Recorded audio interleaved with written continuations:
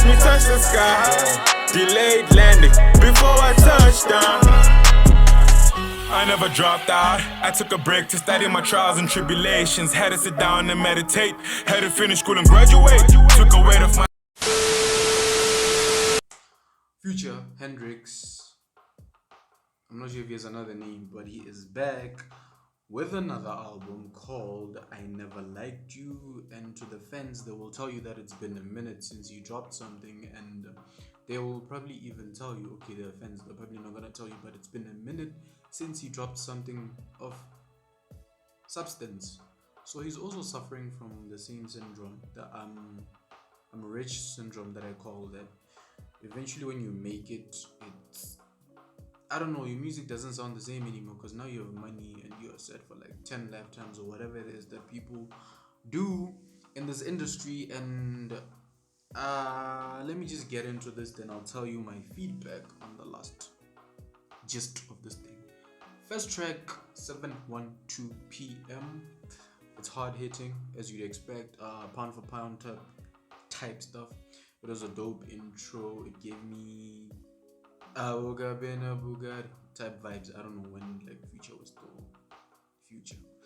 Second track is called I'm That Nigga, and it's trap, and that's all I'm gonna say.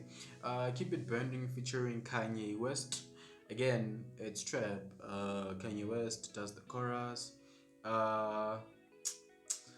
So there's a line that I didn't understand. He's like, money like sage in my house, keep it burning. It was like, why would you want to burn money? Are you trying to say that you have a lot of money? But it's one of those bars that don't make sense. But it's like, hey, I haven't listened to a really good Future album since Hendrixx. That Hendrixx with 3 X's. That was amazing. Another track is called For a Nut featuring Ghana and Young Thug.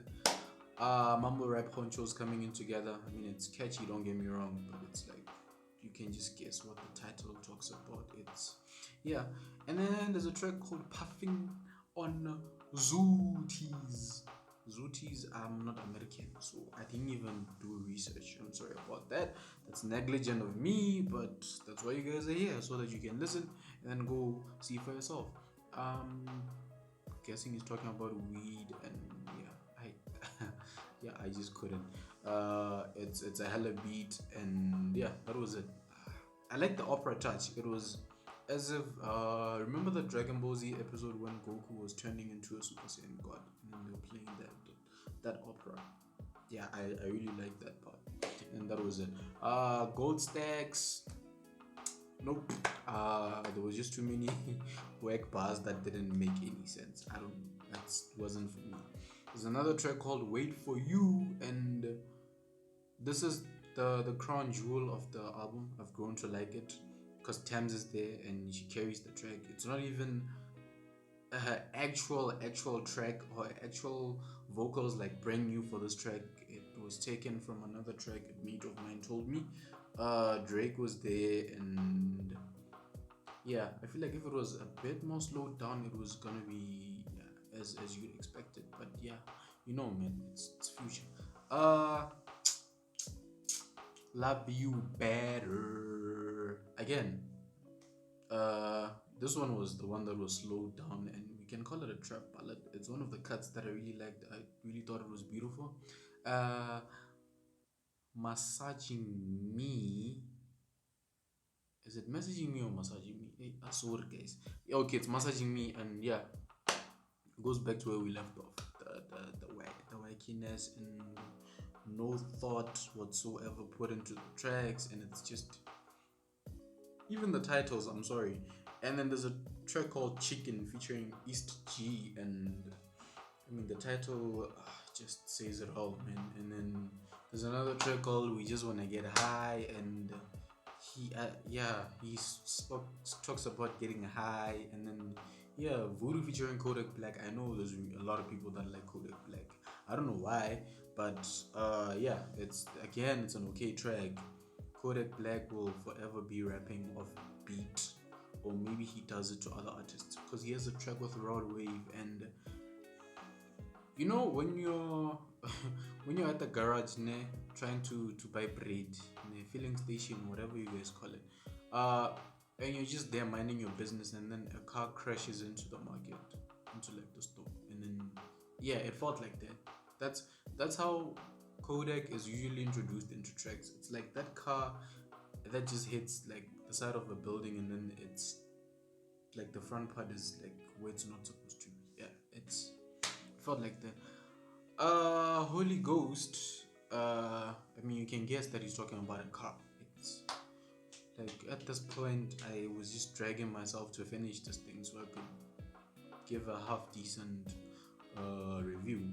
And then yeah, another track is called the way things going. Hey, okay, yeah. Apparently, it makes sense to talk like that. But I appreciated the flow. Don't get me wrong, but that was it. I'm on one featuring Drake is one of those tracks that didn't need to happen because Drake has a banger called I'm on one already with DJ Khaled, and this one was, I don't know, man. Like, maybe the bromance continues. I mean, from that Diamonds. I even forgot the name of that EP. Yeah, but that EP with plastic bags. Hopefully I'll put it up here if I remember. And then I loved the Messi and the Ronaldo bars. And shout out to people finally rapping about these goats. They're not rapped about enough. I mean, if anyone can be in the zone for 16 years, two people competing against each other all over the planet for 16 years, you haven't heard of that ever. So, I mean, kudos to big rappers talking about them. And then back to basics. I like how he wrapped it up. And Future, my problem with Future is half the time I can't hear him. And the painful thing is, you know that Future is amazing because go listen to him in features, go listen to his early work. Like, Future used to be amazing. And again, it's the I'm Rich syndrome. When Future was still hungry, he would give you tracks like Honest. Honest was a banger. And then Turn On the Lights or something. And then his hook, Go Tap Out, chorus, whatever you call it. And then what? Awoga Benenu Buga. And then No Games with Rick Ross. And even like the track, the one that Drake and Future are chefs. Man, what is that track? That one, you guys know it. And I don't know, man. You know, some people are not album material. Maybe you just want to like do features and singles and stuff. And then when you do a full-on LP, it's just a mess. I didn't like this one bit.